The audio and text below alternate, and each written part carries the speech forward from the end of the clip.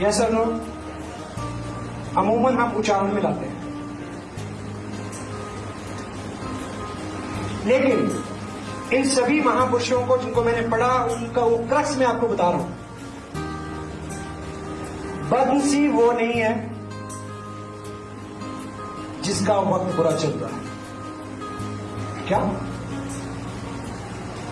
बदनसीब वो नहीं है जिसका वक्त बुरा चल रहा है। बदनसीब वो है जिसका वक्त अच्छा चल रहा है और वो ये माने हुए है कि अच्छा ही चलता रहेगा। वो बदनसीब है। क्यों? ऑथर क्या कहना चाहता है? क्योंकि जीवन किसी का भी हो, आपसे लेके भगवान राम तक, जीवन ऐसा किसी का हुआ ही नहीं है कि जिसमें उतार चढ़ाव नहीं है। हेलो, जो व्यक्ति, देखिए आपकी नौकरी है, एक अच्छी नौकरी है, अगर आप माने हुए हैं कि ऐसे ही चलती रहेगी, हेलो, नहीं चलेगी।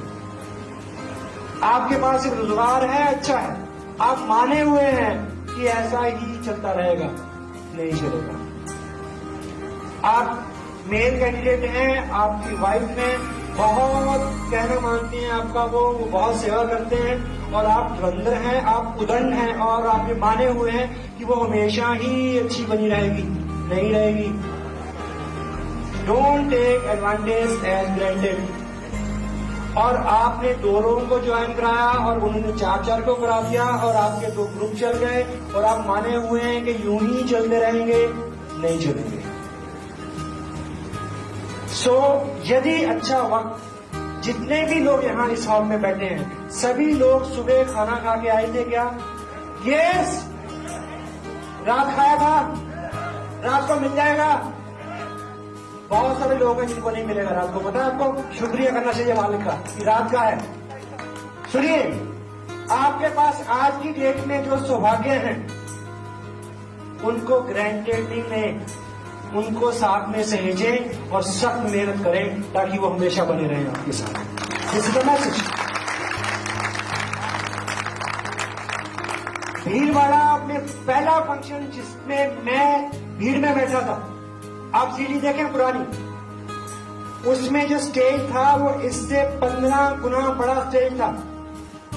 उसके ऊपर इतने लोग रॉयल्टी भी थे जितने आप हॉल में बैठे हैं। हेलो, उनमें से 10 को छोड़ के बाकी कहीं नजर नहीं आता। पता क्यों? उन्होंने ऐसा माना कि अब तो पहुंच गए, बने रहेंगे। नहीं बने रहेंगे। पढ़ेंगे लिखेंगे नहीं, सुनेंगे नहीं, प्रोडक्ट यूज नहीं करेंगे, अपलाइन का कहना नहीं मानेंगे, तो नहीं बने रहेंगे। इसलिए बने रहो, ये मेरा निवेदन है। इसलिए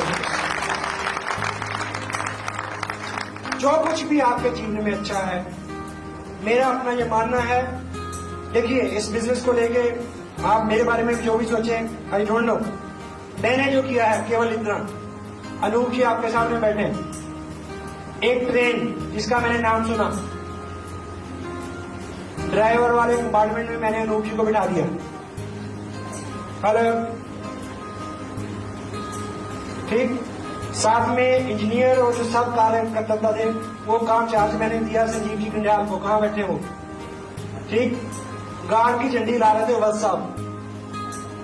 मैं तो सिर्फ ये देख रहा था कि कोई फ्री नहीं चढ़ना चाहिए और गाड़ी यहां तक पहुंच गई। गलत। मैं व्यक्तिगत रूप से ऐसा सिद्धांत मेरा है, मैं मान के चलता हूं कि कामयाबी आपको मिले पर आराम से नहीं मिलनी चाहिए। क्योंकि मेरा यह मानना है कि आप रॉयल्टी पे पहुंचे, मेरे को कोई चाव नहीं है। एक व्यक्ति मेरे सामने खड़ा होकर रॉयल्टी पे आके माइक पकड़ता है, मन में उबाल आते हैं। मेरे जीवन का कोई सबसे इमोशनल कोई मूवमेंट होता होगा वो कि स्टेज से कोई अचीव करे और मैं देखूं कि इसने मेरे सामने कल शुरू किया था, आज ये अचीव कर रहा है, ये रॉयल्टी में पहुंच गया। वो मेरे लिए सबसे मार्मिक दृश्य है। रोना आता है मेरे को, थैंक गॉड, बी ब्लेस्ड। लेकिन मैं कतई उतावला नहीं हूं कि आप रॉयल्टी पे आए। मेरे को कतई जल्दी नहीं है कि रॉयल्टी वाले टेक्निकल पे हैं।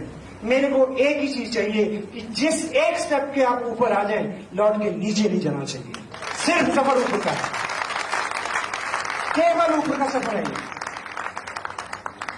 आपका बिजनेस चले, अच्छा चले और बंद हो जाए, उससे अच्छा है कि आपका बिजनेस नहीं चले, नहीं जरूरत। क्यों? क्योंकि जब आपके पास पैसा आना शुरू हो गया, जब आपका लाइफस्टाइल सॉफ्ट हो गया, जब आपको एसी की, एयर कंडीशन की, लग्जरी गाड़ी की आदत पड़ गई, जब आपने अपने बच्चों को प्रमोटेड बड़ी फीस वाले स्कूलों में डाल दिया, जब आपने अपने रिश्तेदारों में डमरू बजा के बता दिया कि आप बहुत अमीर हो गए हैं, उसके बाद अगर आपके जीवन में कोई प्रॉब्लम आई तो आप आकाश से उतर के धरती में नहीं गिरेंगे, पताल में चले जाएंगे। और मैं ये नहीं चाहता। I don't want. ये बिजनेस इतना स्मार्ट बिजनेस है, तुलसीदास ने लिखा है कि सक्षम को ना दोष गुसाई। जो लोग जीवन में ऑलरेडी उन्नत थे, सक्षम थे, वो दुनिया में कुछ भी करें, कोई उंगली नहीं उठाता। लेकिन मैं और आप, आम आदमी, सबसे ज्यादा टैक्स देता है, सबसे ज्यादा समाज से लड़ता है, सबसे ज्यादा ईमानदार है, सबसे ज्यादा कानून का पालन करता है, सबसे ज्यादा पिसता है। पहली बार उसके हाथ में ट्रुप का पत्ता लगा है आरसीएम बिजनेस, पहली बार। पहाड़ जो है ये उत्पत्ति का नेचर से उपजा हुआ सबसे बड़ा स्रोत है।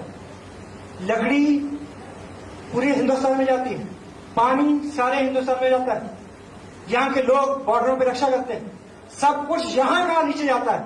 हेलो, पहला मौका है, नीचे का पैसा ऊपर आ सकता है, पहला मौका है। और एक चीज मैं आपको बताऊं,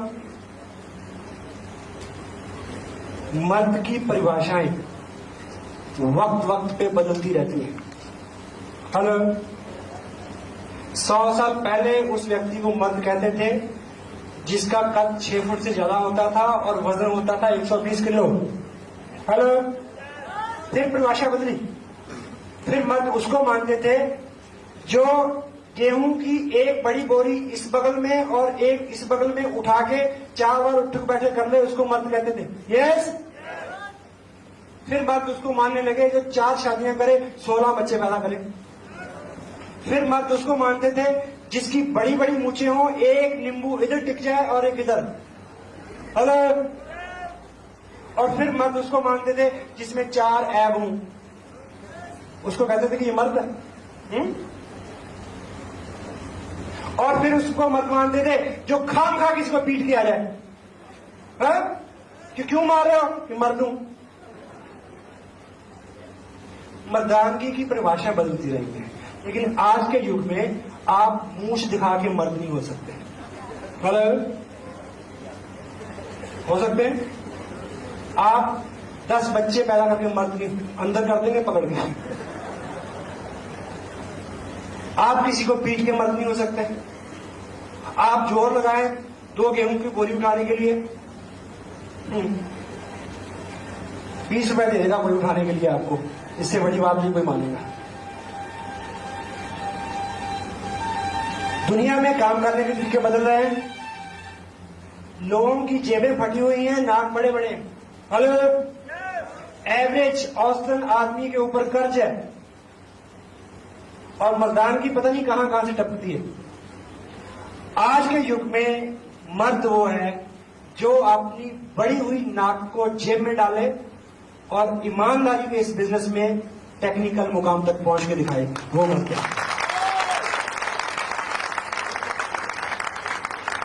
ये बिजनेस चलता है, चलता है।